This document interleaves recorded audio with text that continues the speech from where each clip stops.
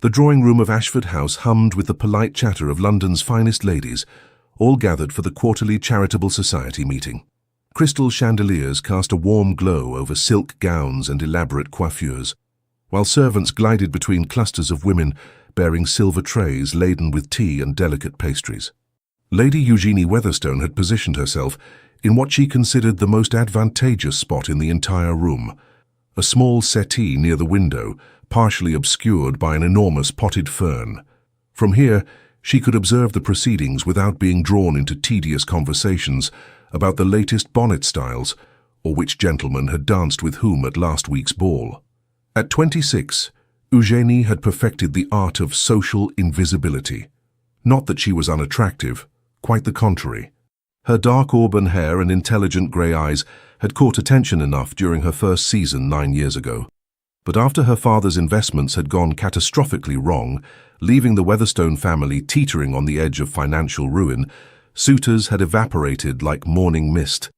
Pride had prevented her from accepting offers from men who viewed her solely as a pretty ornament, and practicality had kept her from pursuing romantic fantasies when her family needed her dowry money for more pressing matters, like keeping their ancestral home from falling into complete disrepair. She sipped her tea and allowed herself a small smile of satisfaction. This was perfectly pleasant, observing humanity from a safe distance, contributing her required attendance to the charitable cause, and avoiding the pitying glances that inevitably came when unmarried women of a certain age gathered together. "That one," a crisp, aristocratic voice declared from somewhere behind the fern. Eugenie froze, her teacup halfway to her lips. "I beg your pardon, Your Grace," came another voice. Mrs. Pemberton, if Eugenie wasn't mistaken. "That young woman by the window. Who is she?" Eugenie's heart sank as she realized they were discussing her. She considered standing up to announce her presence, but something in the tone of the first voice, imperious, calculating, and utterly confident, kept her seated. "That is Lady Eugenie Weatherstone, Your Grace, Lord Weatherstone's daughter. A perfectly respectable family, though I understand they've had some difficulties in recent years." Difficulties? The aristocratic voice, definitely belonging to someone titled Eugenie noted with growing alarm, sounded intrigued rather than dismissive. "Financial troubles, I'm afraid. Nothing scandalous, mind you. Poor investments. Her father is too trusting by half, but Lady Eugenie is quite proper. She's been out for years, though she never took. Too bookish, some say. Too opinionated, others claim. Personally, I think she simply never found anyone worthy of her notice. Or perhaps no one worthy gave her the attention she deserved," the first voice said thoughtfully. "Tell me, is she desperate to marry?" Eugenie nearly choked on her tea. The audacity. Desperate? I wouldn't say desperate, Your Grace, but she must be aware that her prospects diminish with each passing season. At her age, she cannot afford to be too particular. "Perfect," the voice declared with satisfaction. "Absolutely perfect." Before Eugenie could process this alarming statement, a woman swept around the fern with the force of a small hurricane. She was perhaps 60 years of age, dressed in an exquisite lavender silk gown that screamed both wealth and impeccable taste. Her silver hair was arranged in an elaborate style that must have taken her lady's maid hours to complete, and she wore diamonds that could probably feed a small village for a year. Most notably, she wore an expression of absolute determination. "Lady Eugenie Weatherstone," the woman announced, settling herself onto the settee with the authority of someone accustomed to having her smallest wish obeyed. "I am Winifred Merrow, Dowager Duchess of Silverleigh, and I have a proposition for you that will sound utterly mad." Eugenie blinked at her, acutely aware that several other ladies had noticed the Dowager Duchess's sudden interest and were now watching their corner with unconcealed curiosity. "Your Grace," Eugenie managed, setting down her teacup before she dropped it. "I'm honored by your attention, but I'm not certain—" "You're unmarried," Winifred interrupted with characteristic bluntness. 26 years old, intelligent, and from what I've observed, entirely too sensible to waste your time with the nonsense these other ladies consider conversation. You also desperately need money, though you're too proud to show it. Am I correct thus far?" Eugenie felt her cheeks flush.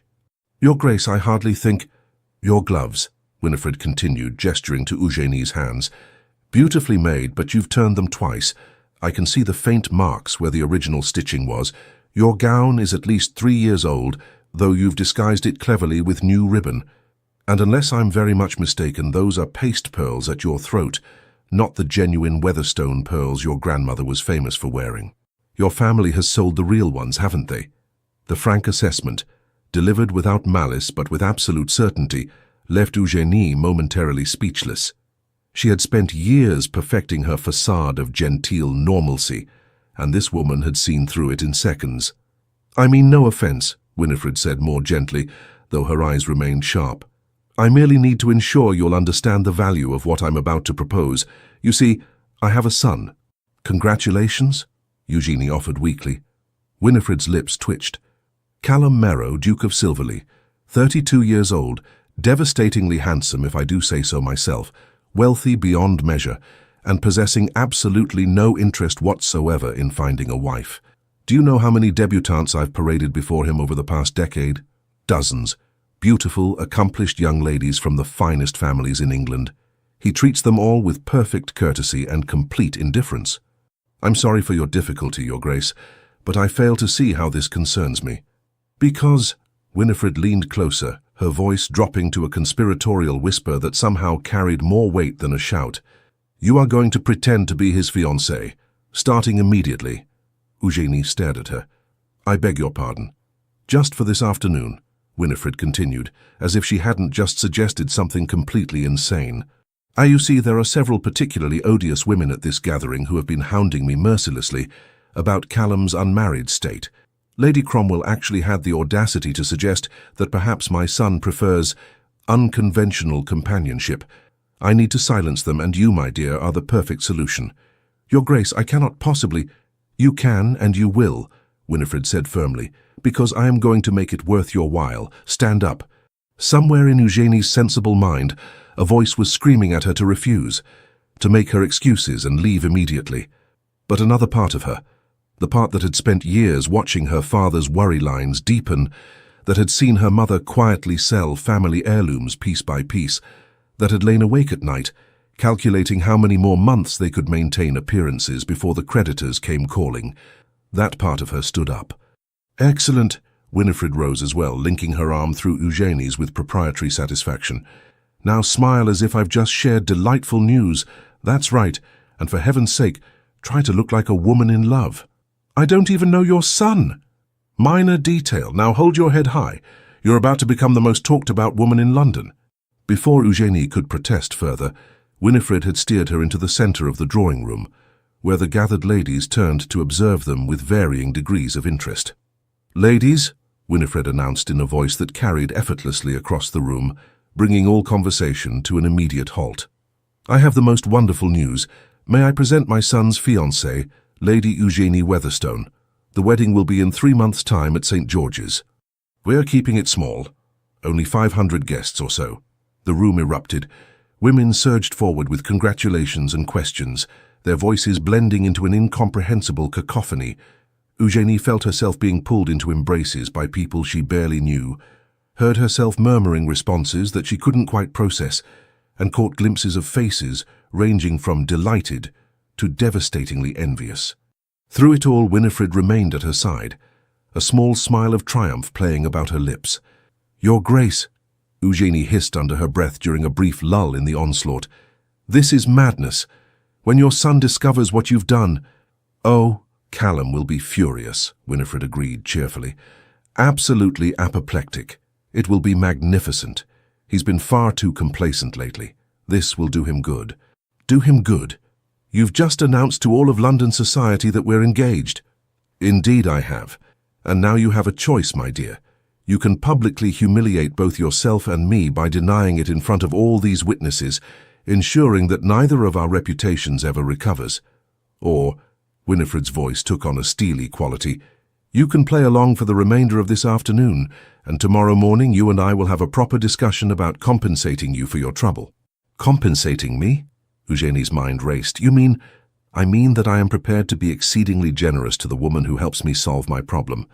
Your family's financial difficulties could become a thing of the past, Lady Eugenie.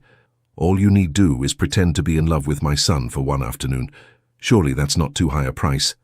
Eugenie looked at the faces surrounding her, women she'd known for years, but who had never particularly noticed her before. They were looking at her now, though, looking at her with interest, with envy, with the kind of attention that came from being associated with one of the most eligible men in England. She thought of her father's tired eyes, her mother's brave smile when she'd sold her grandmother's brooch last month, her younger brother's education, hanging in the balance because they couldn't afford the fees. "What do I need to know about him?" she heard herself ask. Winifred's smile widened. "Ah, splendid. Well, let me see. Callum is brilliant. Cambridge, first in his class. He manages our estates with impressive competence and takes his duties in the House of Lords seriously, unlike most of his peers. He's an excellent horseman, a fair shot, and he detests dancing despite being quite good at it." "That's not what I meant," Eugenie said. "I meant, what will convince people we're actually engaged? What are his habits, his preferences? Does he have a sense of humor?" Winifred looked at her with something approaching respect. "Very practical. Yes, he has a quite wonderful sense of humor, though he hides it behind that ducal reserve he's perfected. He's sardonic rather than jovial, wit over warmth, if you take my meaning. He reads voraciously, particularly philosophy and political theory. He takes his coffee black, his whiskey neat, and his privacy seriously. He's loyal to those he cares about, but slow to trust.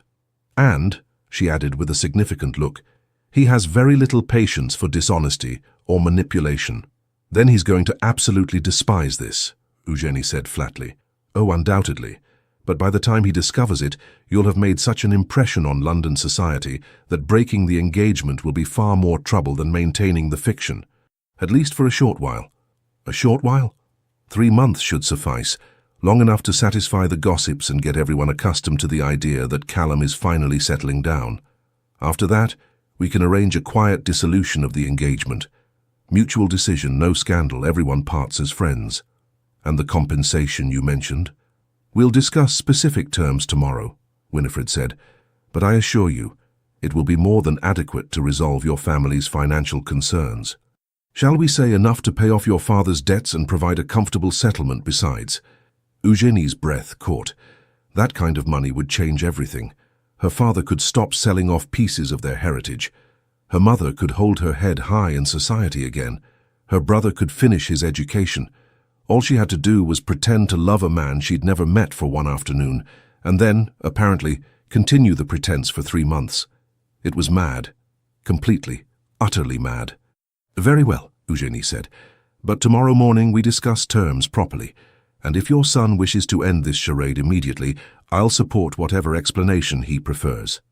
"Excellent," Winifred said, "though I doubt Callum will want to end it once he thinks through the implications. He's far too clever for that. Now smile. Lady Cromwell is approaching, and she's the worst gossip in London. Whatever you tell her will be repeated in every drawing room by evening." Lady Cromwell was a formidable woman in puce satin, her expression hovering between congratulation and calculation. "Lady Eugenie, my dear girl, I had no idea you even knew the Duke of Silverleigh. How delightfully secretive you've been." "The Duke and Lady Eugenie preferred to keep their understanding private," Winifred answered before Eugenie could speak. "Young love, you know. They wanted time to know each other without society's scrutiny." "How romantic." Lady Cromwell's eyes narrowed with interest. "And where did you meet, if I may ask?" Eugenie's mind went blank. Where would a duke and an impoverished lady even cross paths? She opened her mouth, desperately grasping for a plausible explanation. "At the British Museum," Winifred supplied smoothly. "They both have a passion for ancient Greek philosophy. Isn't that right, dear?" "Yes," Eugenie seized on the lie gratefully. We discovered we were both examining the same collection of manuscripts. We struck up a conversation about Aristotle's ethics, and—" She gestured vaguely. One thing led to another. It sounded absurd even to her own ears, but Lady Cromwell seemed to accept it. "How very intellectual. I suppose that explains why the Duke hasn't been seen courting anyone. He was too busy courting you in secret." "Precisely," Winifred said with satisfaction.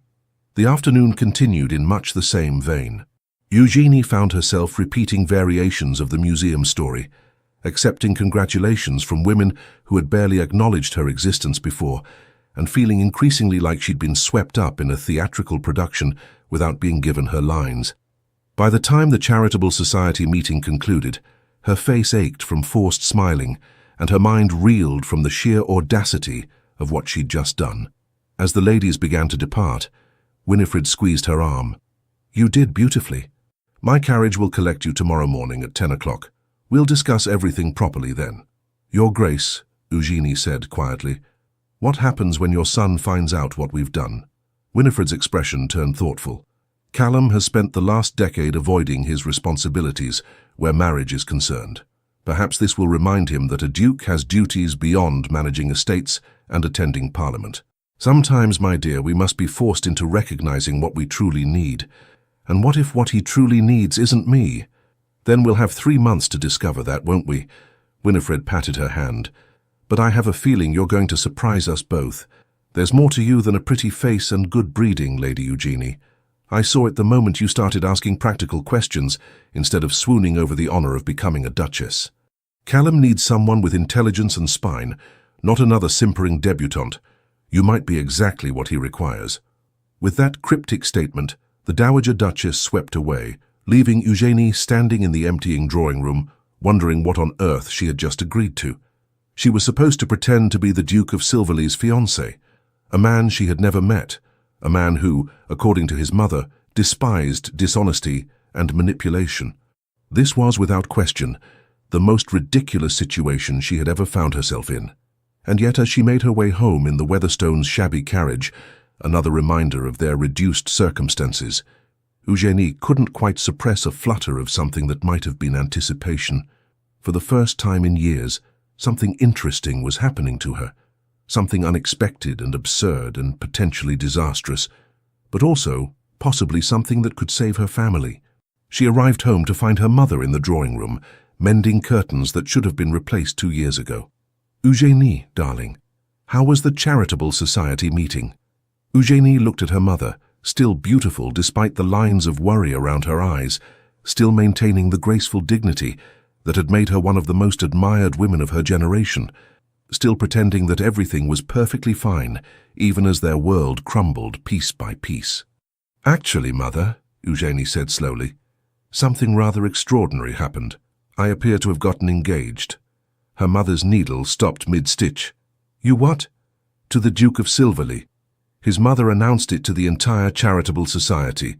The wedding is to be in 3 months at St. George's." There was a long, profound silence. Then her mother set down her mending with great care. "Eugenie Charlotte Weatherstone, sit down and explain yourself this instant." As Eugenie recounted the afternoon's events, she watched her mother's expression cycle through disbelief, horror, and finally, cautious calculation. "Let me understand this correctly," her mother said when Eugenie had finished. "The Dowager Duchess of Silverleigh has promised to compensate you, us, for participating in a false engagement to her son." "Yes." "An engagement that will last 3 months and then be quietly dissolved." "That's what she proposed." "And you believe she'll actually pay what she's promised?" "The Dowager Duchess didn't become one of the most influential women in London by breaking her word, Mother. If anything, her reputation for keeping promises is fearsome." Her mother was quiet for a long moment. "Do you know what this could mean for us if she keeps her word?" "I know. Your father could hold his head up again. We could repair the roof. Edward could finish his education properly." "I know, Mother." Another silence fell between them, heavy with unspoken implications. "You'll have to meet him eventually," her mother said finally. "The Duke. He'll undoubtedly have thoughts about his mother announcing his engagement without his knowledge or consent." Eugenie felt her stomach twist with apprehension. "Yes, I imagine he will." "Is the Dowager Duchess certain he won't simply denounce the engagement immediately?"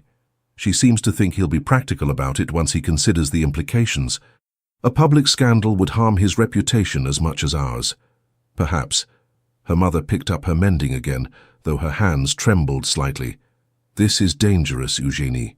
If it goes wrong, we'll be no worse off than we are now," Eugenie said firmly. "And if it goes right, we might actually have a future that doesn't involve selling grandmother's things piece by piece." Her mother's eyes filled with tears. "I never wanted this for you. Any of this. I know." Eugenie crossed to her mother's chair and knelt beside it. But this is our reality, and for once I have a chance to actually do something about it. I'm not going to let pride or fear stop me." Her mother touched her cheek gently. "You're so much braver than I ever was." "I learned from the best," Eugenie said softly. "You've been brave every day, keeping this family together." They sat together in the fading afternoon light, both aware that tomorrow would bring challenges neither of them could fully anticipate. Somewhere across London, in a house Eugenie had never seen, a duke was going about his evening entirely unaware that his life was about to become complicated in ways he couldn't possibly imagine. The Duke of Silverleigh's London residence was a masterpiece of Georgian architecture, all elegant proportions and understated magnificence. Eugenie stood before it the following morning, acutely aware of how inadequate her second-best morning dress appeared in comparison to such grandeur. The Dowager Duchess's carriage had collected her precisely at 10 o'clock, and Winifred herself had accompanied her, keeping up a stream of cheerful chatter that did nothing to calm Eugenie's increasingly anxious nerves. "Remember," Winifred said as they approached the front door, "Callum will bluster and rage. Let him. He needs to work through his temper before he can think rationally. And underneath all that ducal outrage, he's actually quite reasonable." "That's reassuring," Eugenie said faintly. "Also, he may say some rather cutting things. Don't take them personally. He has a tongue like a razor when he's angry, but he's never deliberately cruel." "Your Grace, you're not actually helping," Winifred laughed. "Sorry, dear, I'm simply excited. This is the most interesting thing that's happened in years." They were admitted by a butler, whose expression suggested he had witnessed many interesting things in his time and been impressed by none of them. He led them through an entrance hall that made Eugenie's breath catch. Marble floors, soaring ceilings, artwork that belonged in a museum, and into a study that managed to be both magnificent and oddly comfortable. Floor-to-ceiling bookcases lined the walls, filled with leather-bound volumes that actually looked read rather than decorative. A massive desk dominated one end of the room, covered with neat stacks of correspondence and documents. Morning sunlight streamed through tall windows overlooking a private garden, and standing by one of those windows, reading what appeared to be a letter, was the Duke of Silverleigh. Eugenie's first thought was that Winifred hadn't exaggerated about her son being devastatingly handsome. Callum Merrow was tall and lean, with dark hair that fell across his forehead in a way that suggested he'd been running his hands through it. His profile was all clean lines and aristocratic angles, high cheekbones, strong jaw, straight nose.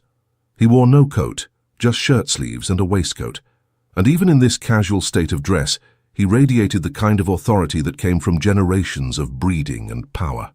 Then he turned, and Eugenie saw his eyes.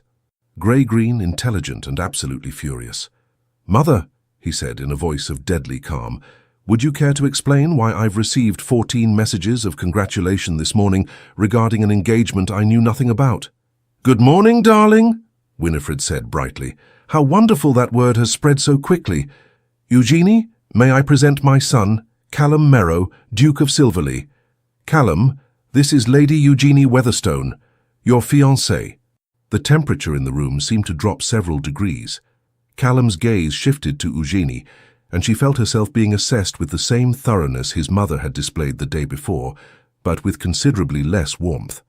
"Lady Eugenie," he said with excruciating politeness, "how unfortunate that we're meeting under such creative circumstances." "Your Grace," Eugenie managed, resisting the urge to curtsy. She might be pretending to be engaged to him, but she'd be damned if she'd act intimidated. "I assure you this situation is as unexpected for me as it is for you." One dark eyebrow rose. "Somehow, I doubt that. Most women who claim to be my fiancée generally have at least a passing acquaintance with me first."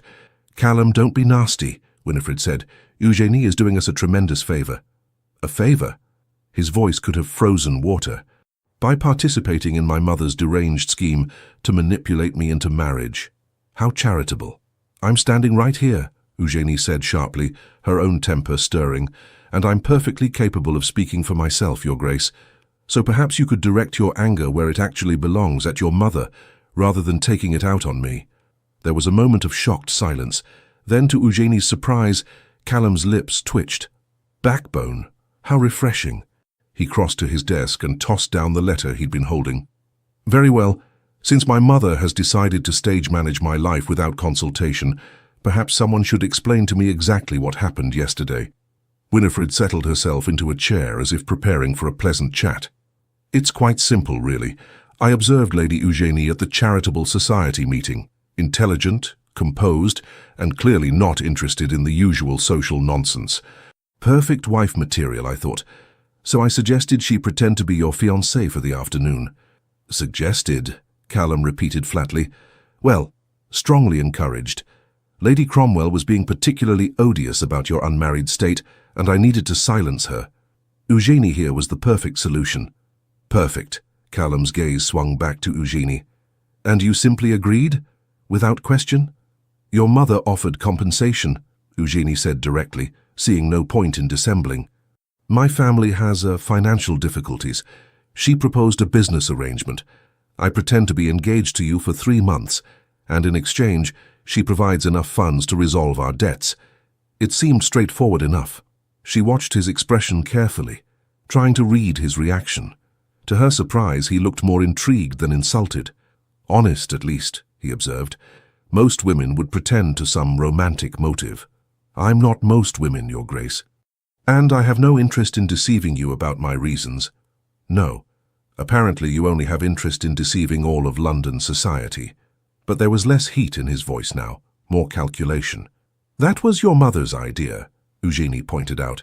I was simply drinking tea and minding my own business when she dragooned me into this scheme. And yet you didn't refuse. No, Eugenie admitted. I didn't. Because my family needs help, and I'm not too proud to accept it when it's offered, even if it comes with strings attached. Callum studied her for a long moment. Then he turned to his mother. 3 months? 3 months, Winifred confirmed. Long enough to satisfy society and get the gossips talking about something else. After that, you and Eugenie can have a quiet dissolution of the engagement. No scandal, no drama. Except that I'll be known as the man who broke an engagement with a respectable young woman, Callum pointed out. That won't exactly enhance my reputation. We'll say it was mutual, Winifred said. Discovered you didn't suit. Happens all the time. And in the meantime, I'm expected to play the devoted fiancé. It would be helpful, his mother agreed serenely. Callum was quiet for a moment, his expression unreadable. Then he moved to pour himself a glass of whiskey from the decanter on his desk. It's 10 o'clock in the morning, Winifred observed. Yes, and I've just discovered I'm engaged to a complete stranger. I believe that warrants morning drinking. He downed half the glass, then looked at Eugenie again. Tell me, Lady Eugenie, are you aware of what being engaged to a duke actually entails? The social obligations, the scrutiny, the endless parade of tedious events you'll be expected to attend at my side? I imagine it's considerably more pleasant than watching my family's home fall apart around us, Eugenie said evenly. Something flickered in his eyes, surprise perhaps or reluctant respect. You're remarkably pragmatic about this. I find pragmatism useful in difficult situations.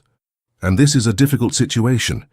Extraordinarily so, Eugenie agreed, but not insurmountable. Your mother is right about one thing. If you denounce the engagement now, it creates a scandal that harms both of us. Better to maintain the fiction for a short time and then end things quietly. 3 months isn't so very long. Callum finished his whiskey and set down the glass with precise care. Very well. I'll agree to this absurd charade on 2 conditions. Which are? Winifred asked. First, we establish clear terms. Lady Eugenie will receive her compensation in stages. 1/3 now to demonstrate good faith, 1/3 at the halfway point, and the final third when the engagement ends amicably. That ensures cooperation from all parties. Agreed, Winifred said promptly. And the second condition? Callum looked directly at Eugenie. You move into this house immediately. What? Eugenie and Winifred spoke simultaneously. If we're going to convince London society that this engagement is real, we need to be seen together, frequently. That means dinners, events, morning rides in the park, all the tedious courtship rituals people expect. It will be far easier if you're living under my roof, with my mother as chaperone, of course. Callum, that's highly irregular, Winifred protested. So is arranging a fake engagement without my knowledge, he countered. Besides, plenty of engaged couples live in the same household with appropriate chaperonage. It will actually make our story more convincing. He had a point, Eugenie realized with dismay, and she could see the calculation in his eyes. This was a test. He expected her to refuse, to balk at such an unconventional arrangement. "All right," she said. Both Merrows turned to stare at her. "All right," Callum repeated. "If it makes the arrangement more practical, I see no reason to object. As long as the living situation is properly chaperoned, and as long as you understand that this is purely a business arrangement." "Purely business," Callum agreed, but something in his expression suggested he found her compliance surprising. "Then we have an accord. Mother, I trust you can make the financial arrangements Lady Eugenie and I have discussed?" "Of course." Winifred looked between them, clearly pleased with how this was unfolding. "I'll have the first payment delivered to Lord Weatherstone this afternoon." "Excellent. Lady Eugenie, how soon can you relocate your belongings?" Tomorrow?" Eugenie's mind was reeling. Everything was moving so fast. "Tomorrow it is." Callum moved back to his desk, already dismissing them. "Mother, please show Lady Eugenie to whatever rooms you think appropriate, and someone should probably notify the staff that we're about to have another resident." "Wait," Eugenie said. "That's it? We're just doing this?" Callum looked up, and for the first time she saw a hint of humor in his eyes. "Did you expect more discussion? You've accepted my terms. I've accepted yours. The arrangement is settled, unless you're developing cold feet." "No," Eugenie said quickly. "I simply thought that I'd rage and threaten and throw you out." His smile was sardonic. "I considered it, but as you pointed out, the damage is already done. My mother has ensured that half of London believes we're engaged. Fighting it would only create more problems, so we might as well make the best of this farce." He returned his attention to the papers on his desk. "We'll have dinner together this evening, 7 o'clock. Please dress appropriately. If we're going to convince people we're madly in love, we should probably have at least one proper conversation." It was clearly a dismissal. Eugenie followed Winifred out of the study, her mind churning with everything that had just transpired. In the space of a single morning, she'd gone from impoverished lady to the Duke of Silverleigh's fiancée. She was moving into his house. Tomorrow, to spend 3 months pretending to be in love with a man who clearly resented the entire situation. What had she gotten herself into? Moving into the Duke of Silverleigh's London residence proved to be considerably more complicated than Eugenie had anticipated. Her mother had spent the entire evening in a state of anxious excitement, alternating between concerns about propriety and relief at the promised financial assistance that had indeed arrived that afternoon, delivered in person by the Dowager Duchess's secretary with a bank draft that had made Eugenie's father's hands tremble. "This is real," he'd said quietly, staring at the paper as if it might vanish. "This is actually happening." "Try not to spend it all at once," Eugenie had said, attempting levity to cover her own anxiety. "I've committed to 3 months of extremely awkward social theatre." Now, watching her meager belongings being loaded into the Merrow family carriage, she felt the full weight of what she'd agreed to settle over her like a physical thing. "It's not too late to change your mind," her mother said softly, squeezing her hand. "We could find another way." "There is no other way, Mother. We both know that." Eugenie returned the pressure. 3 months. I can survive 3 months of anything." The Duke's residence was even more imposing by daylight. Eugenie was greeted at the door by Mrs. Thornbury, the housekeeper, a formidable woman in her 50s who radiated competent efficiency and barely concealed skepticism about this entire arrangement. "His Grace has instructed that you be given the Rose Suite," Mrs. Thornbury said, as she led Eugenie through marble corridors. "It's traditionally reserved for family members. The Dowager Duchess will be staying in the adjoining rooms." "How convenient," Eugenie murmured. "Indeed." Mrs. Thornbury's tone suggested she had opinions about this entire situation, but was too professional to voice them. "His Grace takes his breakfast in the morning room at 8 o'clock precisely. Luncheon is informal. Most days he's out managing estate business. Dinner is at 7, formal dress required." They reached a set of double doors that Mrs. Thornbury opened with a flourish. The Rose Suite took Eugenie's breath away. The sitting room was decorated in shades of cream and rose, with elegant furniture that looked both beautiful and comfortable. Through another door, she could see a bedroom with a 4-poster bed draped in silk hangings. It was easily 3 times the size of her bedroom at home. "His Grace's private apartments are in the East Wing," Mrs. Thornbury continued. "He values his privacy greatly." The library is on the ground floor. You're welcome to use it, though His Grace requests that volumes be returned to their proper places. The music room is on the second floor, should you play. And please inform me if you require anything for your comfort. After Mrs. Thornbury departed, Eugenie stood in the center of her new sitting room and tried not to feel overwhelmed. This was temporary, she reminded herself. 3 months of play acting, then back to her real life, hopefully with enough money to ensure that life would be considerably more comfortable. A knock at the door interrupted her thoughts. She opened it to find Winifred, looking delighted. "Settling in?" the Dowager Duchess asked, sweeping past her without waiting for invitation. "Excellent. Now, we need to discuss strategy." Strategy. For convincing society that you and Callum are genuinely in love. It won't be easy.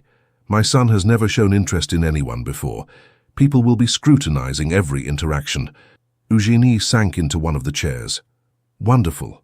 More pressure. Don't be dramatic, dear. I have complete faith in your abilities." Winifred settled across from her. "Now there's a dinner party at Lady Hathaway's tomorrow evening. Excellent opportunity to be seen together in public. Callum will need to be attentive, holding your chair, fetching refreshments, that sort of thing. And you'll need to look at him as if he's utterly fascinating. That might be challenging, given that he looks at me as if I'm a particularly irritating inconvenience." "Oh, he's simply sulking. He'll come around." Winifred waved a dismissive hand. "Beneath that ducal frost, Callum is actually quite capable of charm. He just rarely bothers with it." "How reassuring. Trust me, dear, my son is many things. Stubborn, proud, occasionally insufferably arrogant, but he's not stupid. He knows this arrangement benefits him as much as you. Once he stops being annoyed about being outmaneuvered, he'll commit properly to the performance." Eugenie hoped she was right. The thought of spending 3 months with a man who resented her presence was exhausting to contemplate. Dinner that evening was precisely as uncomfortable as Eugenie had feared. She'd chosen her best evening gown, emerald silk that had been beautiful 4 years ago and was merely presentable now, and arrived in the formal dining room at exactly 7 o'clock. Callum was already there, dressed impeccably in black evening clothes that made him look like something from a Renaissance painting. Devastatingly handsome and completely unapproachable. He rose when she entered, which was proper, but the gesture felt mechanical rather than courteous. "Lady Eugenie. Punctual. I appreciate that in a person. I try not to waste other people's time," she replied, taking the seat the footman held for her, "even when I'm being forced into their company through maternal scheming." His lips twitched. "At least we agree on something." The first course was served, a delicate soup that Eugenie barely tasted. The silence stretched between them, broken only by the quiet clink of silver on china. Finally, Callum spoke. "We should probably establish some ground rules. Beyond moving in with you and pretending to be madly in love. Beyond those, yes." He set down his spoon with precise care. "First, I expect discretion. Whatever happens, or doesn't happen, within these walls stays private. No gossiping with friends, no confiding in family beyond what's necessary." "Agreed." "Second, we'll need to coordinate our schedules. I have obligations that can't be avoided. Parliamentary sessions, estate business, social events that I've already committed to. You'll need to accompany me to at least some of them." "I expected that." "Third," he paused, studying her, "we should probably make an effort to actually know each other. People in love generally have conversations." "What a revolutionary concept," Eugenie said dryly. "Engaged couples talking to each other. Don't be sarcastic. Then don't state the obvious." They glared at each other across the table. Then, unexpectedly, Callum laughed, a genuine sound of amusement that transformed his face entirely. "You're not what I expected," he admitted. "What did you expect? Someone more compliant? Simpering, perhaps? Most women confronted by a duke's displeasure would be apologizing profusely by now. I'm not most women, and I didn't actually do anything wrong. Your mother did. If you want apologies, direct them appropriately." "Fair point." He leaned back in his chair, regarding her with new interest. "Tell me about yourself, Lady Eugenie, beyond the financial difficulties that brought you into this mess." It was the first time he'd asked her anything personal. Eugenie considered how much to reveal. "I'm 26 years old. I had one season 9 years ago that was moderately successful until my father's investments collapsed. I enjoy reading, philosophy mostly, and history. I'm reasonably competent at watercolors, though I have no particular talent. I speak French adequately and Italian poorly. I'm better at mathematics than is considered appropriate for a lady, and I strongly dislike gossip, which has made me rather unpopular in society circles. Philosophy? Callum's interest sharpened. My mother said something about that. What do you read? Currently working through Locke's essays. Before that, Hume. I find epistemology fascinating, the question of what we can truly know versus what we merely believe. Most ladies I've met consider philosophy tedious. Most gentlemen I've met consider ladies tedious, so perhaps we're even. He laughed again, clearly surprised by her response. Touché. And the mathematics. My father taught me when I was young, before he realized it wasn't proper. I've kept studying on my own. There's something satisfying about problems with definite solutions, unlike most of life. Can't argue with that. Callum reached for his wine glass. All right, my turn. I'm 32. Cambridge, as my mother mentioned. I take my seat in the House of Lords seriously. Currently involved in reform discussions about poor laws and factory working conditions. I collect first edition philosophy texts, which probably makes me tedious. I fence regularly because I enjoy the discipline. And I despise dancing despite being adequately skilled. Why do you hate dancing?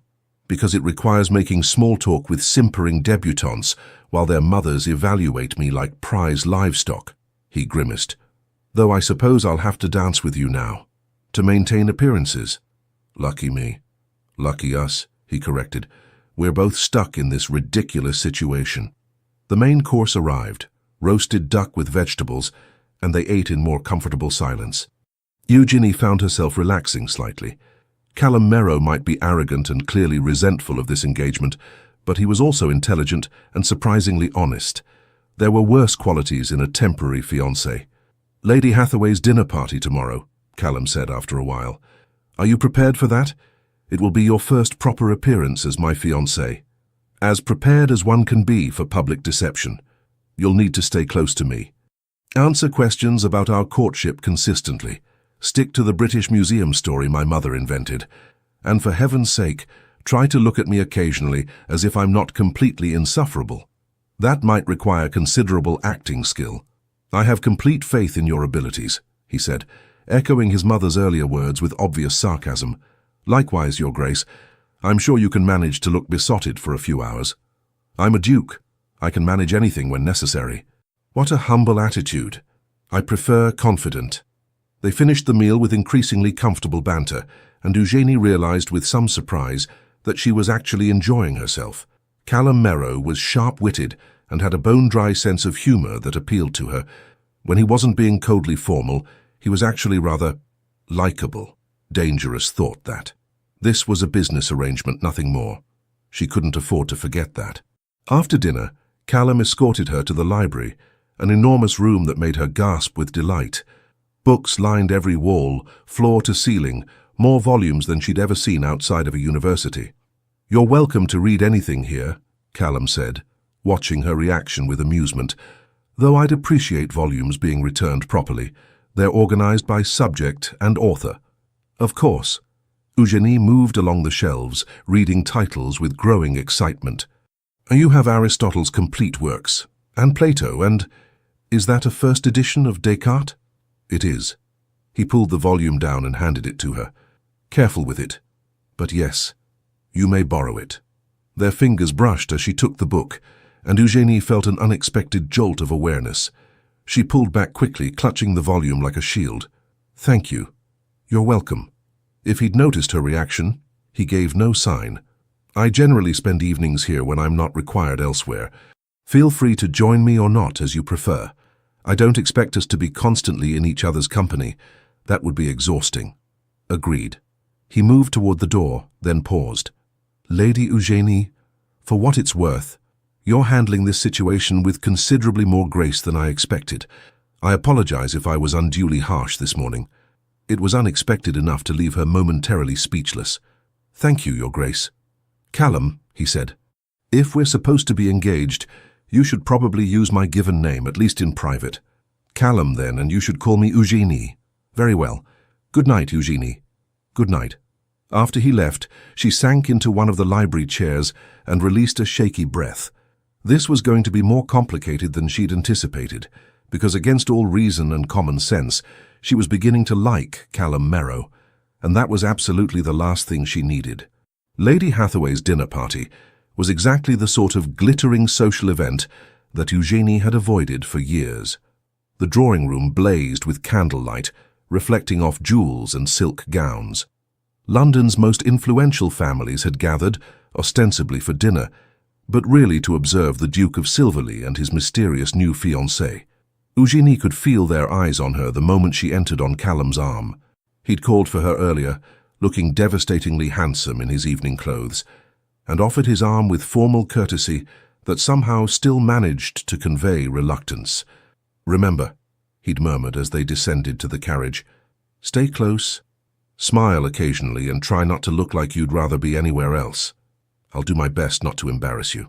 I'm more concerned about you being devoured by the social piranhas. They're going to circle the moment we enter." He wasn't wrong. The moment Lady Hathaway finished her effusive greetings, they were surrounded by curious guests, all asking variations of the same questions. How did you meet? When did you realize you were in love? When is the wedding?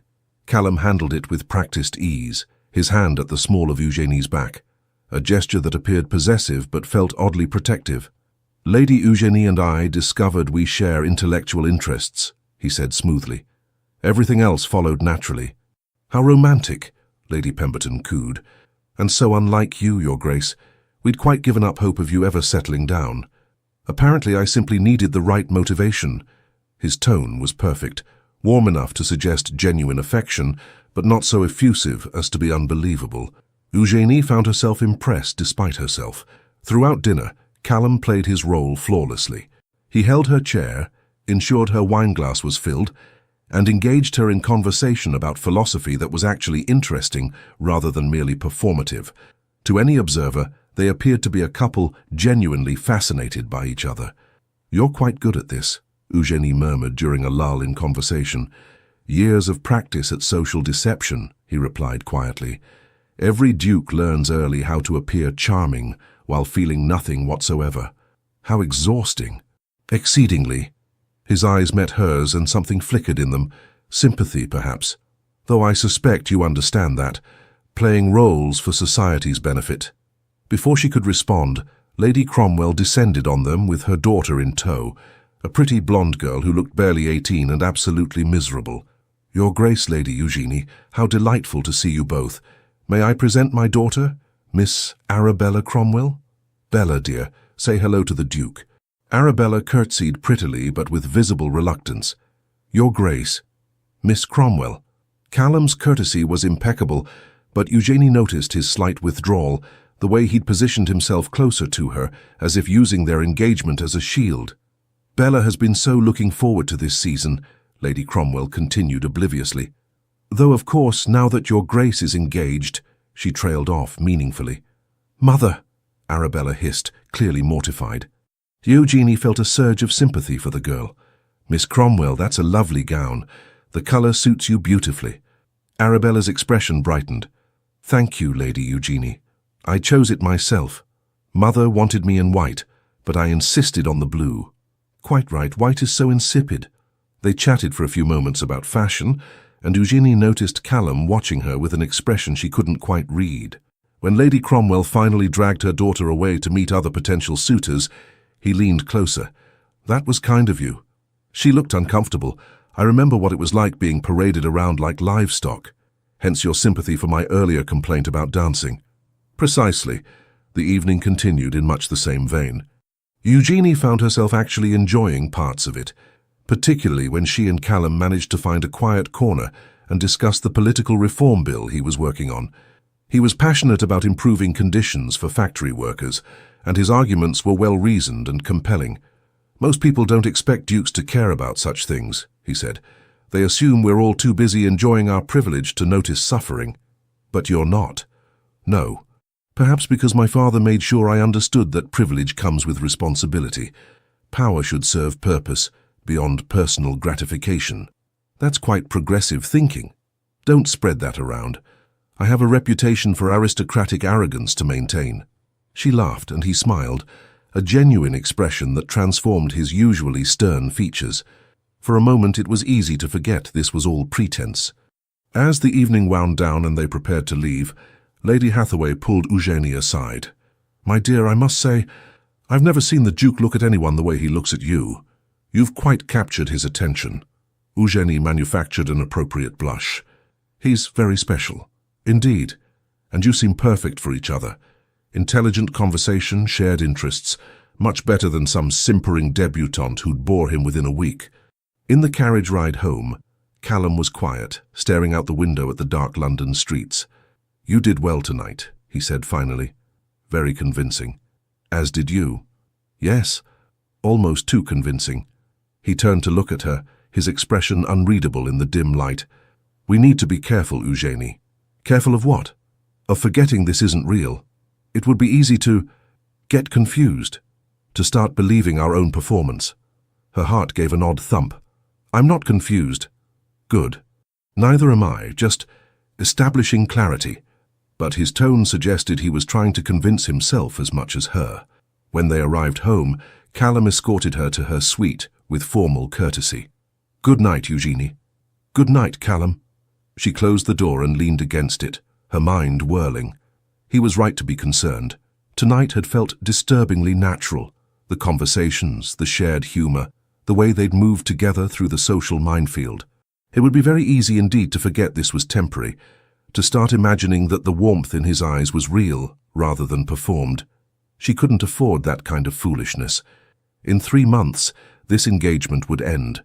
Callum would return to his ducal life, and she would return to hers, hopefully with enough money to secure her family's future. That was the agreement. That was reality. Everything else was just acting, even if it was starting to feel like something more. The next 6 weeks passed in a blur of social engagements, afternoon teas, and increasingly comfortable domesticity that Eugenie found both pleasant and deeply unsettling. She and Callum had fallen into a routine. Breakfasts were companionable affairs where they discussed the day's papers and planned their social calendar. Afternoons often found them in separate pursuits, Callum managing estate business or attending Parliament, Eugenie reading in the library or accompanying Winifred on charitable calls. Evenings varied between social obligations and quiet hours in the library, where they'd sit in separate chairs reading but somehow still together. It was all terrifyingly domestic. "You realize people are starting to believe this," Winifred observed one afternoon as she and Eugenie took tea in the drawing room. "The engagement, I mean. Even the skeptics are convinced."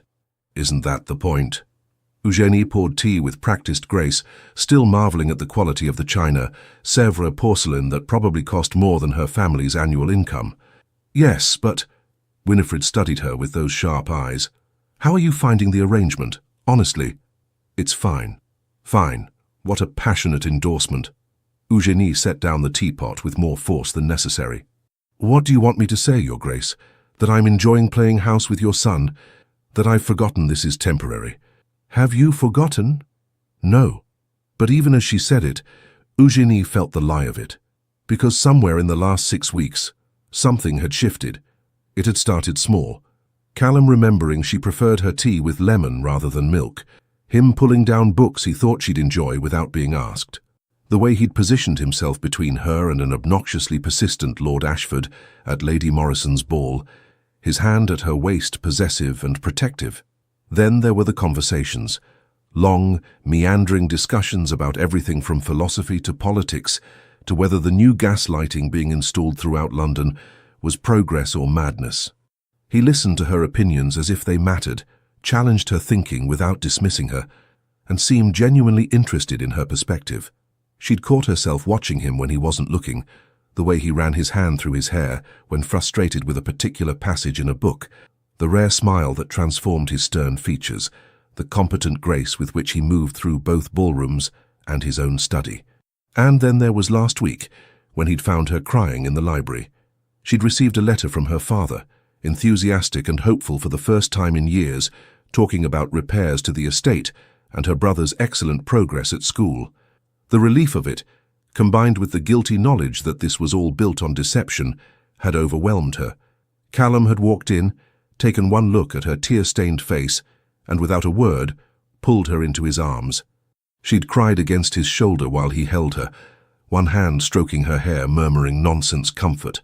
When she'd finally calmed enough to explain, he'd said simply, "You're saving your family. That's nothing to feel guilty about." "I'm lying to everyone." "We're lying to everyone," he'd corrected. "This was my choice too. Don't carry that burden alone." The memory of his arms around her, the solid warmth of him, the unexpected gentleness, it haunted her. "Eugenie?" Winifred's voice pulled her back to the present. "Where did you go just now? Nowhere important?" Winifred looked skeptical. "You know, I've been watching you and Callum together. The way he looks at you when you're not paying attention. The way you light up when he enters a room. We're playing our roles," Eugenie said firmly, "as agreed." "If you say so, dear. But I've known my son his entire life, and I've never seen him look at anyone the way he looks at you. Not once in 32 years. Before Eugenie could formulate a response, Callum himself appeared in the doorway, looking unusually disheveled. His cravat was loosened, his hair mussed, as if he'd been running his hands through it repeatedly, and his expression was somewhere between frustrated and exhausted. "Problems, darling?" Winifred asked. "The reform bill is being blocked by idiots who care more about maintaining their factory profits than basic human decency," Callum said tersely. "I've spent 4 hours in debate with men who think 10-year-olds working 14-hour days is perfectly acceptable." "How dreadful," Eugenie said. "Can the bill be salvaged?"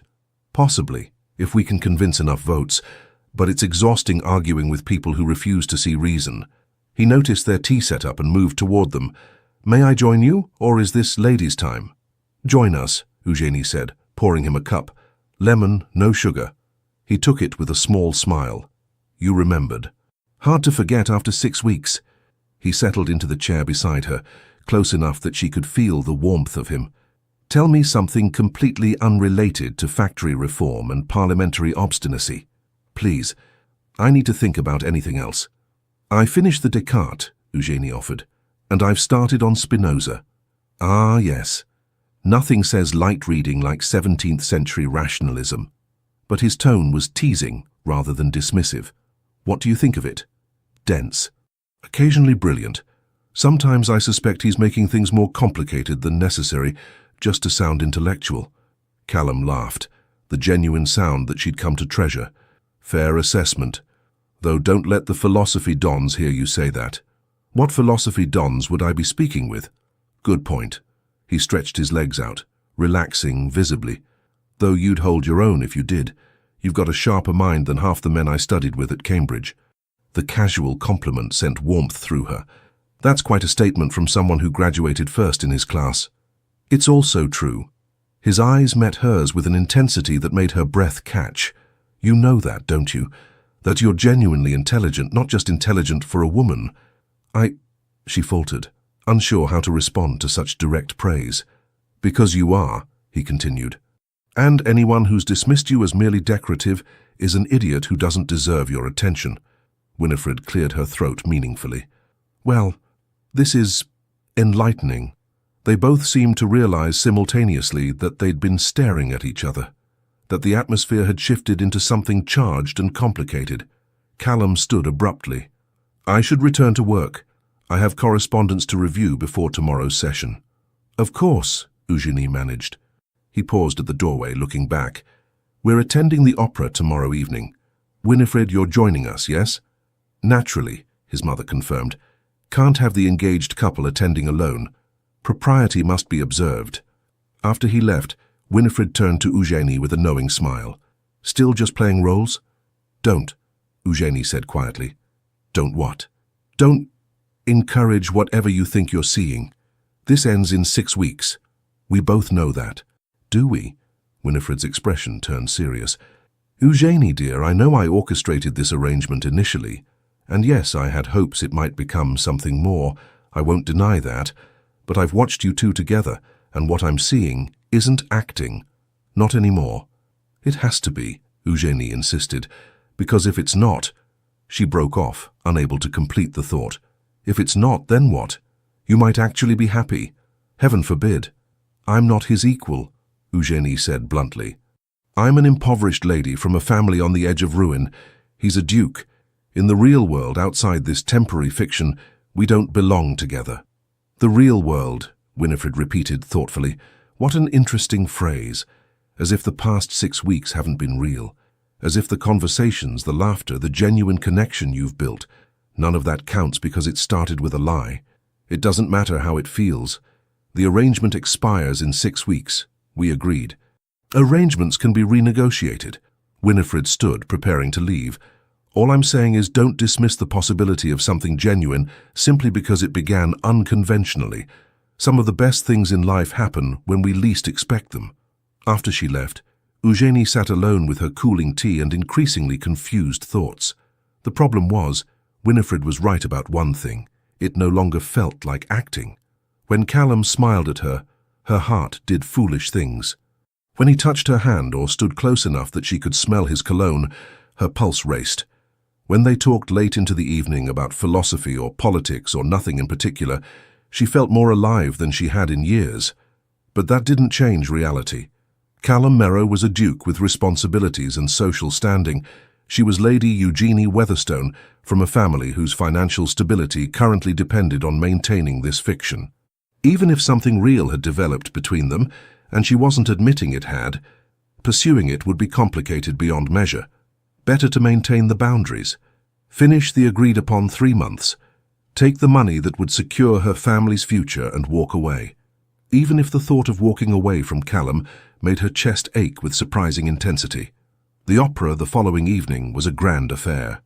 Eugenie wore the new gown Winifred had insisted on purchasing, deep sapphire silk that made her skin glow and her eyes appear almost luminous. She'd caught Callum staring when she descended the stairs, an expression on his face she couldn't quite interpret. "You look—" He paused, seeming to search for words. "Magnificent. Thank you." She'd wanted to say something equally complimentary about how devastatingly handsome he looked in his evening clothes, but the words stuck in her throat. The Merrow family box at the Opera House was positioned perfectly, visible to the entire theatre but elevated enough to provide some privacy. As they settled into their seats, Eugenie was acutely aware of the eyes upon them. "Ignore them," Callum murmured, leaning close enough that his breath stirred her hair. "They're just curious. Let them look." The opera was Mozart's Don Giovanni, dramatic and passionate and somehow entirely too appropriate for Eugenie's current state of mind. She tried to focus on the music, the spectacular staging, anything other than Callum's presence beside her. But she could feel him, the warmth of his arm nearly touching hers on the shared armrest, the way he shifted slightly closer during the more dramatic passages as if unconsciously seeking proximity, the occasional glance in her direction that made her pulse race. During the interval, they remained in the box while Winifred went to greet acquaintances.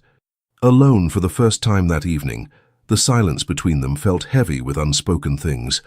"Are you enjoying the performance?" Callum asked finally. "Very much. Mozart was a genius." "Agreed, though Don Giovanni himself is rather insufferable. Completely. A rake and a scoundrel. Yet somehow compelling," Callum observed. "That's the genius of it, making us fascinated by someone who should be purely despicable. I prefer to find compelling people who are actually worth my attention." He turned to look at her fully, something intense in his eyes. "And have you found anyone compelling?" The question hung between them, loaded with meaning. Eugenie felt her heart hammering. Perhaps, he repeated softly. "Not a definitive answer. I'm not certain definitive answers are wise in my current situation." "No, I suppose they're not." He looked like he wanted to say more, but Winifred returned with several acquaintances in tow, and the moment dissolved. The second half of the opera passed in a blur. Eugenie couldn't focus on the stage. She was too aware of Callum beside her, of the tension thrumming between them, of the impossible situation they'd created. In the carriage ride home, Winifred maintained a steady stream of chatter about who had been at the opera and what they'd been wearing, but Eugenie barely heard her. She stared out the window at the London streets passing by, trying to sort through her tangled emotions. When they arrived home, Callum walked her to her suite as had become their custom, But tonight he didn't simply wish her good night and leave. Instead, he stood in her doorway, looking conflicted. "Eugenie, I need to—" He trailed off, running a hand through his hair in that familiar gesture of frustration. "Need to what?" "I need to be honest with you about something. This situation, this arrangement, it's become complicated," she finished for him. "Yes." He looked relieved that she understood. "Significantly complicated, because somewhere in the last 6 weeks I've stopped pretending." Her breath caught. "Callum." "No, let me finish." He stepped closer, his voice low and urgent. "I know this started as a farce, a business arrangement to solve our respective problems, but it's not that anymore, not for me. And I don't think it is for you either." "It doesn't matter what it is," Eugenie said, even as her heart raced. "We made an agreement. 3 months, then we part ways. Agreements can be changed." "To what?" "You're a duke. I'm an impoverished lady whose family's survival depends on your mother's generosity. There's no version of this that doesn't end in complication and heartbreak." "Unless we make it real," he said quietly. The words hung in the air between them, impossibly tempting. "You don't mean that," Eugenie managed. "You're caught up in the fiction we've created." "I'm caught up in you," Callum corrected. "Your intelligence, your humor, your resilience, the way you challenge me and make me think, the way you see through social nonsense to what actually matters, the way you—" He broke off, seeming to struggle for words. "The way I what?" He stepped closer still until they were barely a foot apart. "The way you make me want things I've never wanted before. Partnership, companionship, someone who actually understands me rather than just tolerating me for my title." Eugenie felt tears prickling behind her eyes. "You can't say these things." "Why not? They're true." "Because they make everything harder, because in 6 weeks this ends. We agreed, Callum. We had a plan. Then let's change the plan." His hand came up to cup her cheek, thumb brushing away a tear she hadn't realized had fallen. "Let's make this real. Marry me. Not as part of an arrangement, but because we choose it. Because what we've found together is worth keeping." It was everything she wanted and couldn't allow herself to have. "I can't," she whispered. "Don't you see? I came into this for money, to save my family. If I say yes now, I'll never know, and neither will you, whether it's real or just desperation and proximity and pretending for so long that we've confused ourselves." "I'm not confused." "But I am." She pulled away from his touch, wrapping her arms around herself. "I don't know what's real anymore, Callum. I don't know if I've actually fallen in love with you or if I've just convinced myself I have, because it makes the charade easier to maintain. And you don't know either. Not really." He looked stricken. "Eugenie, we need to stick to the plan," she said firmly, even as her heart broke. 6 more weeks, then we end the engagement as agreed. If what you're feeling is real, it will still be real after 3 months of separation. And if it's not, if we've just been caught up in playing house, then we'll have saved ourselves from making a terrible mistake. And if you're wrong, if I know right now, with absolute certainty, that I want you in my life permanently, then you'll still want me in 6 weeks, she said quietly. But we need that time, Callum. We need space away from this intensity. To be certain, he looked at her for a long moment, a dozen emotions flickering across his face. Finally, he nodded. 6 weeks. Then we'll revisit this conversation. Thank you. He turned to leave, then paused. For what it's worth, Eugenie, I've never been more certain of anything, but I'll give you the time you need. After he left, Eugenie closed the door and slid down to sit on the floor, her elaborate gown pooling around her.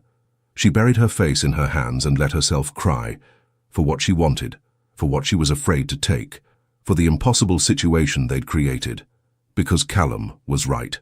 Somewhere in the last 6 weeks she had stopped pretending too. She'd fallen in love with him, with his intelligence and his unexpected kindness, with his passion for making the world better and his dry humor, with the way he looked at her as if she was the most fascinating person he'd ever met. But loving him didn't make the complications disappear. It didn't change the fact that their relationship was built on deception, that her family's financial security still depended on maintaining this fiction. 6 more weeks.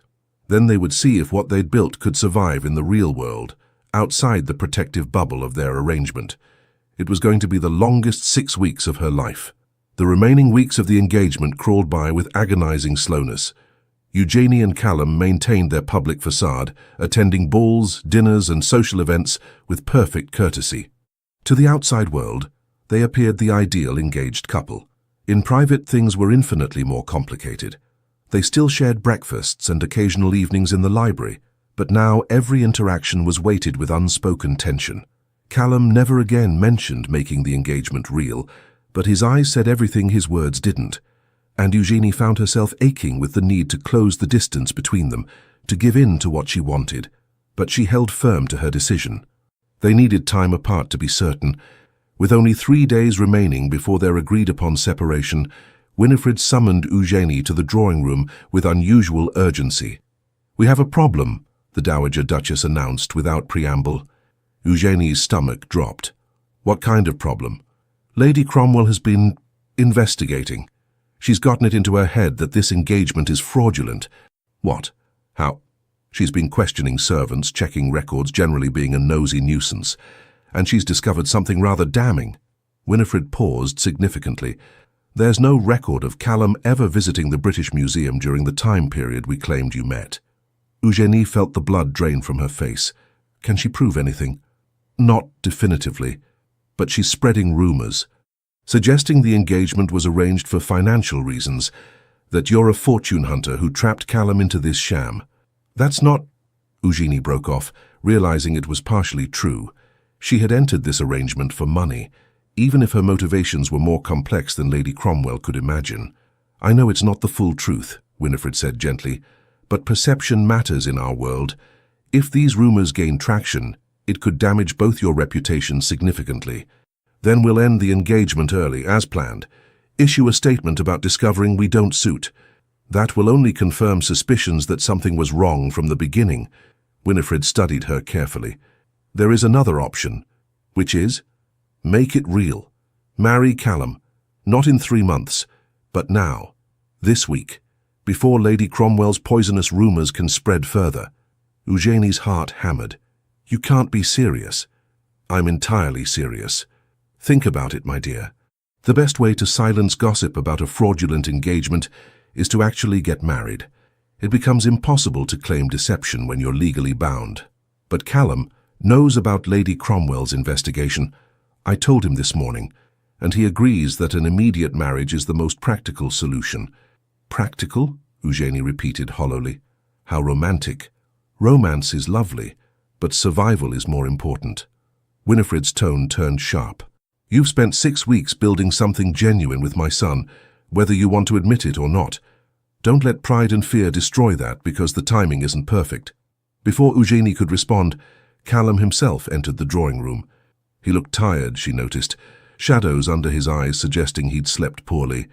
"I assume Mother has explained the situation," he said without preamble. "She has." "And what do you think?" His voice was carefully neutral, giving nothing away. Eugenie looked between them, Winifred with her calculating determination, Callum with his guarded expression. This was madness, complete and utter madness. "I think," she said slowly, "that I need to speak with Callum, alone." Winifred took the hint, sweeping out with a knowing smile. Once they were alone, Callum moved to the window, staring out at the garden. "You don't have to do this." "Do what?" "Marry me to salvage the situation. I won't force you into anything, Eugenie. If you want to end this now, face the scandal, I'll support whatever you decide."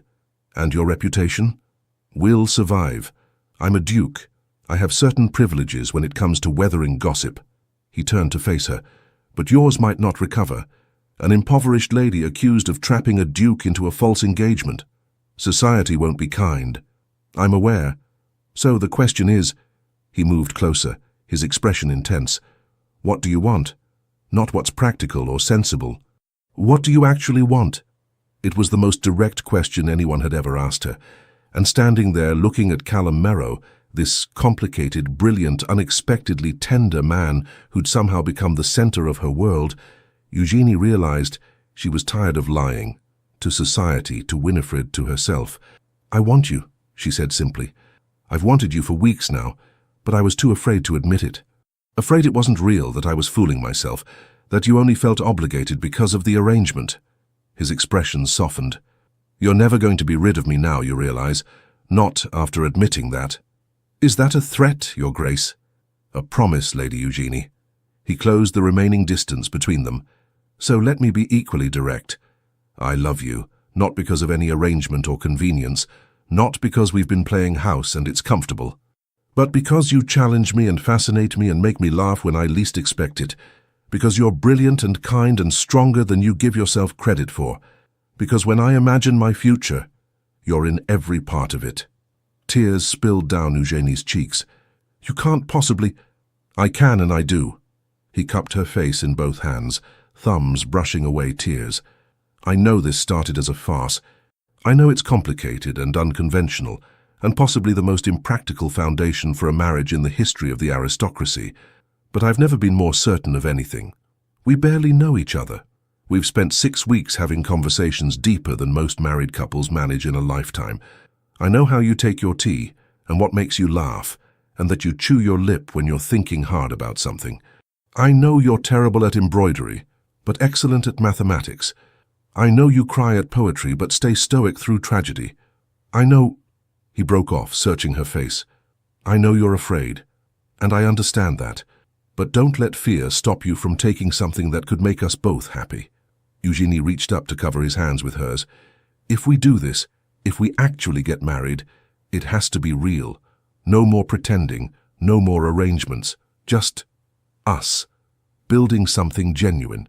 That's all I've wanted since that night at the opera, Callum admitted. Possibly before, though I was too stubborn to acknowledge it. And your mother, her manipulations.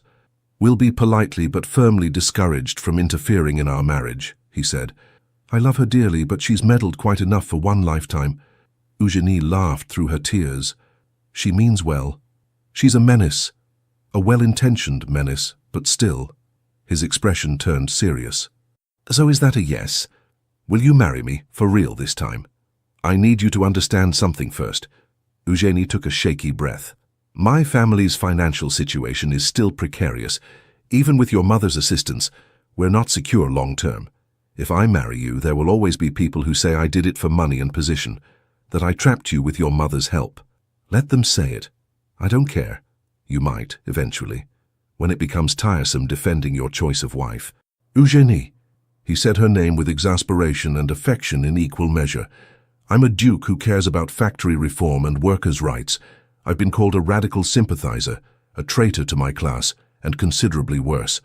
One more controversy isn't going to devastate me, especially when that controversy comes with the benefit of being married to the most interesting woman I've ever met. You're sure? Absolutely certain. He pulled her closer until they were barely an inch apart. So stop trying to talk me out of this and give me an answer. Looking up at him, at the man who'd been her fake fiancé and had somehow become something infinitely more important, Eugenie felt the last of her resistance crumble. Yes, she whispered.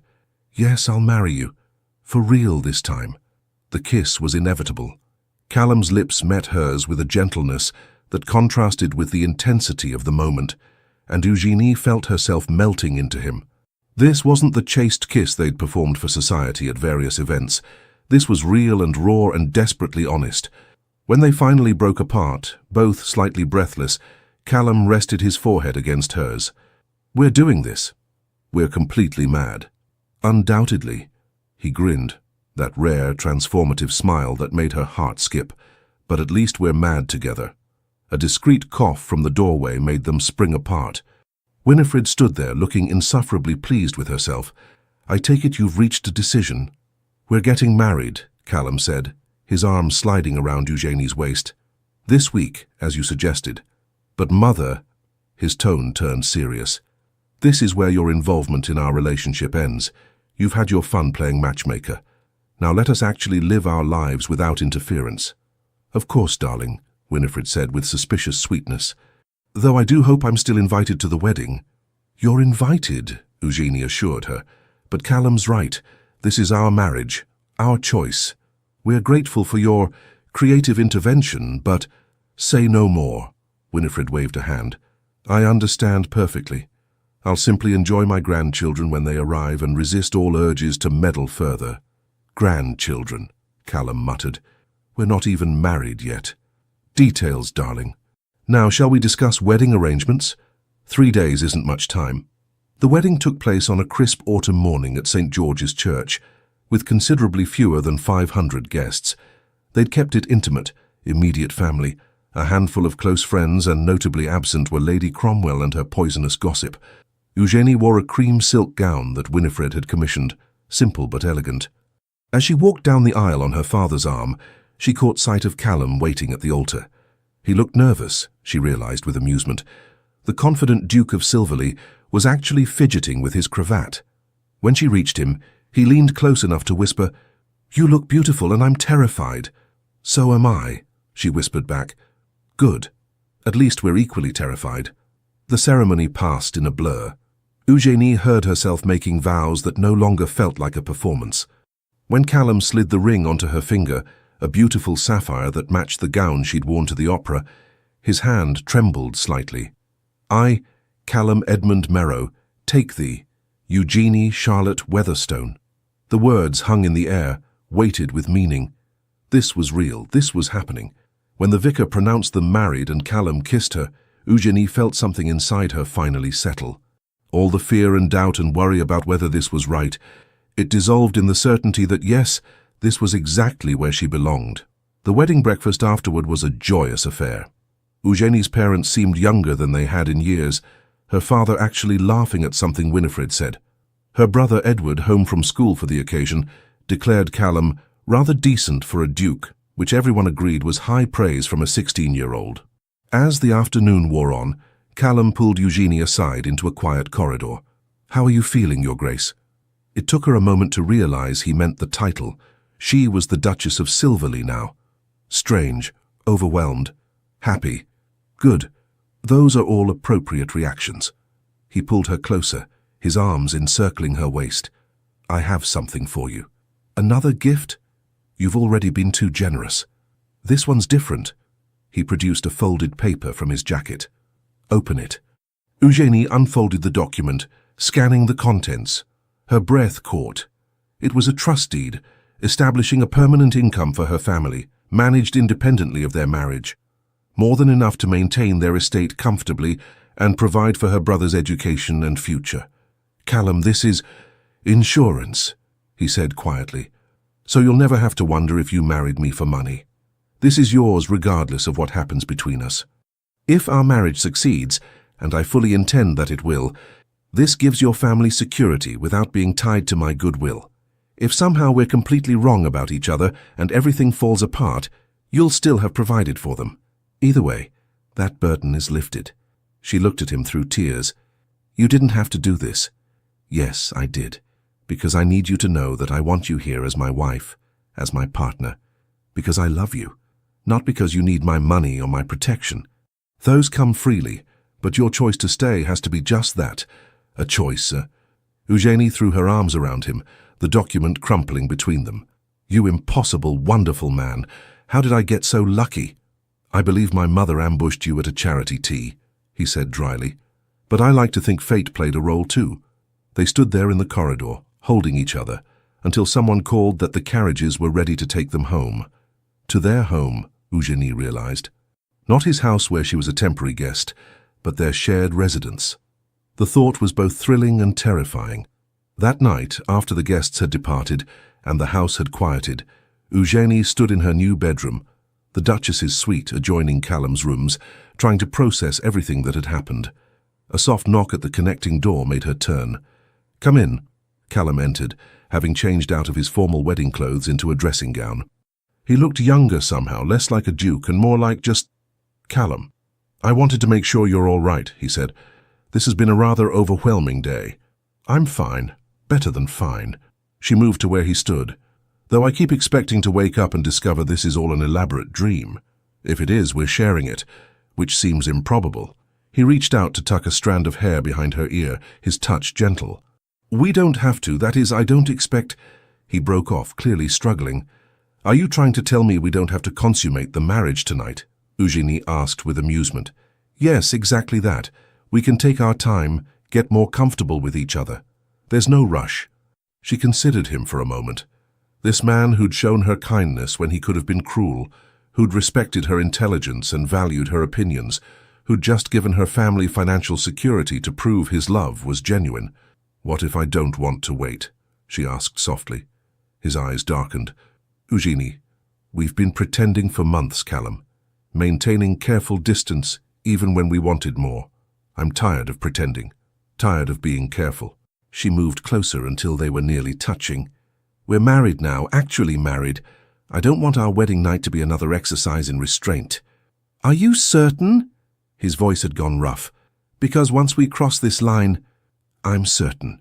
She reached up to cup his face, drawing him down to her. "I love you. I choose this. I choose you. No more doubts." The kiss that followed was nothing like their previous careful pecks for society. This was hungry and desperate, and absolutely honest.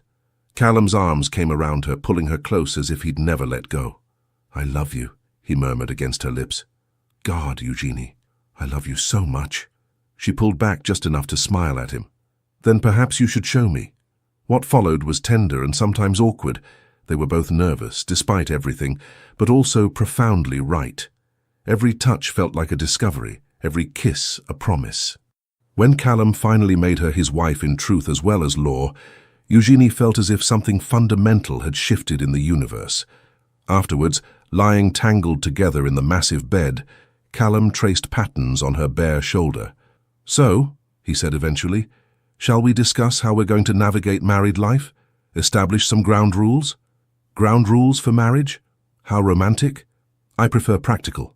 But he was smiling. "Though I suppose rule one should be honesty. We started this with lies. Let's make sure we continue with truth." "Agreed, what else?" "We face society together. Whatever gossip Lady Cromwell spreads, whatever complications arise from our unconventional beginning, we present a united front." "Of course. And," he hesitated, "we try, genuinely try to make this work. Not because of arrangements or obligations, but because we've chosen each other. Callum," she turned to face him fully, "I meant my vows today. I'm not going anywhere. You're stuck with me for the rest of your life." "Stuck with you," he repeated with satisfaction. "I can live with that." They fell asleep wrapped around each other, and for the first time in months, Eugenie felt completely at peace. 5 years later, the nursery at Silverleigh Manor was in absolute chaos. Eugenie stood in the doorway, watching her husband attempt to wrangle their 3-year-old son, Thomas, while simultaneously preventing their 1-year-old daughter, Catherine, from eating the building blocks. "No, Thomas, we don't throw toys at Papa's head, even if it's tempting," Callum was saying with admirable patience. "And Catherine, darling, blocks are for building, not dining. We've discussed this." Catherine responded by shoving another block toward her mouth with determination. "Need assistance?" Eugenie asked with amusement. Callum looked up, his hair completely disheveled and his cravat nowhere to be seen. "Your children are menaces. They're only my children when they're misbehaving. When they're good, they're yours." "They're never good," Callum said, but his tone was fond. He scooped up Catherine before she could succeed in eating the block. "Though I suppose they are rather wonderful menaces." Thomas chose that moment to launch himself at Eugenie, who caught him with practiced ease. "Mama, Papa says we can go to the village if we promise to behave." "Did he now?" "I'm already regretting it," Callum admitted, "but they've been cooped up inside all week due to rain. They need to run wild somewhere that isn't my study." "Your study that they're banned from after the Great Ink incident?" "We don't speak of the Great Ink incident." Eugenie laughed, pressing a kiss to Thomas's dark hair, so like his father's. "All right, village it is, but actual good behavior, Thomas, not your interpretation of good behavior." An hour later, they were walking through the village, Catherine perched on Callum's shoulders, and Thomas running ahead under strict instructions to stay where they could see him. "You know," Eugenie said, linking her arm through Callum's free one, "sometimes I still can't believe this is our life. Having you regrets about marrying me to escape scandal?" "Not even slightly, though that seems like it happened to different people now." "It did, in a way." Callum smiled at her. "We're not the same people we were 5 years ago." He was right, Eugenie reflected. She'd gained confidence, taken on charitable work focused on education for working-class children, and even published a philosophical treatise under a pseudonym that had been rather well received. Callum had successfully championed his factory reforms, served on several parliamentary committees, and generally proved that dukes could care about more than hunting and gambling. And together, they'd built something real, a marriage based on genuine affection and respect, despite its ridiculous beginning. "Mama, Mama, look!" Thomas was pointing at a posting board in the village square. "What does it say?" Eugenie moved closer to read the announcement. Her eyes widened. "It says Lady Cromwell has been requested to leave the county by the local magistrate." "Truly?" Callum looked delighted. "Whatever for?" "Apparently she's been spreading malicious gossip about too many families, and someone finally had enough." Eugenie couldn't suppress a smile. "The woman who tried to destroy our reputation has herself been destroyed by her own poisonous tongue. Karma is real," Callum observed with satisfaction, "though I can't say I'm surprised."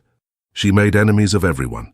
They continued their walk, the children happily chasing each other around the village green, while Eugenie and Callum watched from a nearby bench. "Do you ever miss it?" Callum asked suddenly.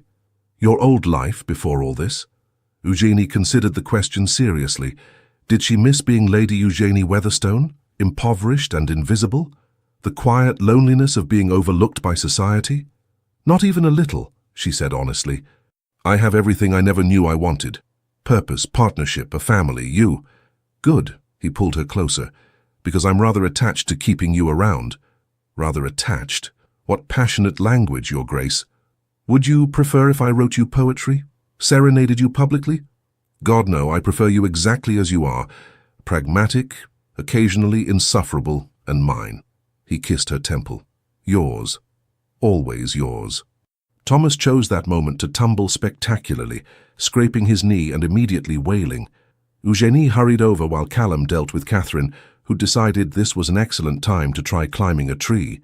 Later, back at home with the children finally settled for their nap, Eugenie and Callum found themselves in the library, still their favorite room, still where they spent their quiet evenings together. "We should visit your parents this weekend," Callum said, reviewing correspondence. "Your father wants to show me something about the new drainage system." "He's so proud of that drainage system," Eugenie said with affection.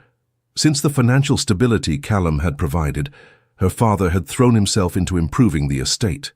He's become quite the expert on agricultural management. "Good, he seems happy." "He is. They both are." She looked at Callum over the top of her book. "Thank you for that." "For what?" "For giving my family security. For never making them feel like they're charity cases. For treating them with respect even when it would have been easy to be condescending." "Their family," Callum said simply. "Your family is my family. Besides, your father's actually fascinating to talk to, once he's not worried about money constantly." Eugenie set down her book and moved to sit beside him. "Have I mentioned lately that I love you?" "Not in the last hour. I was beginning to worry." She swatted his arm but couldn't suppress her smile. "I love you. Desperately, inconveniently, completely." "Inconveniently?" "You distract me from reading. Very inconvenient." "I'll endeavor to be more distracting then." He pulled her into his lap, making her laugh. "Can't have you finding books more interesting than your husband? Impossible task. You're unfortunately fascinating." "Unfortunately. It would be easier if you were boring. Then I could ignore you and get more reading done." "My apologies for being so compelling," he said, clearly not sorry at all. They sat together in comfortable silence, Callum absently running his fingers through her hair while he read over her shoulder. "Do you know what I was thinking earlier?" Eugenie said eventually. "When we were in the village with the children." "What?" "That I'm glad your mother ambushed me at that tea. Glad she concocted that absurd scheme. Because without it, we never would have found each other." Callum was quiet for a moment. "I've thought that too. It's strange, isn't it? How the best things sometimes start in the most improbable ways. Should we tell the children someday about how we really met?" "Absolutely. When they're old enough to appreciate the absurdity." He pressed a kiss to her hair. "They should know that sometimes taking a chance on something ridiculous leads to something extraordinary. Very philosophical, Your Grace." "I learned from the best." Eugenie twisted to look up at him. "I really do love you, you know. Not the convenient fiction we created, not the role we played, but you, exactly as you are." "I know." His eyes were soft with affection. "I've known it since that night you cried in this library and let me hold you. Since you trusted me with your fear and uncertainty, that's when I knew this was real. Not when I agreed to marry you. That's when I hoped. But trust? That's when I knew. They sat together as the afternoon light faded, talking about everything and nothing. Upcoming social obligations, Callum's latest parliamentary efforts, the children's antics, plans for the future. And Eugenie thought, not for the first time, that she was extraordinarily lucky. Not because she'd married a duke, though that certainly had its advantages, but because she'd married this particular man. Someone who challenged and supported her, who made her laugh and made her think, who'd given her a partnership she'd never dreamed possible. Their story had started with a lie whispered at a tea party. It had become a truth worth fighting for, and she wouldn't change a single ridiculous, improbable moment of it. The end. Thank you so much for staying with us until the very end of this whirlwind romance. If this story made you laugh, cry, or believe in love all over again, please show your support by liking, commenting, subscribing, and sharing it with fellow lovers of historical tales. It means the world to us and keeps our little storytelling corner alive and thriving. Stay tuned. Another emotional story is waiting for you at the end of this video. Click, listen, and let your heart be swept away once more. From the bottom of our hearts, thank you for being here. The Legends of the Fall Team.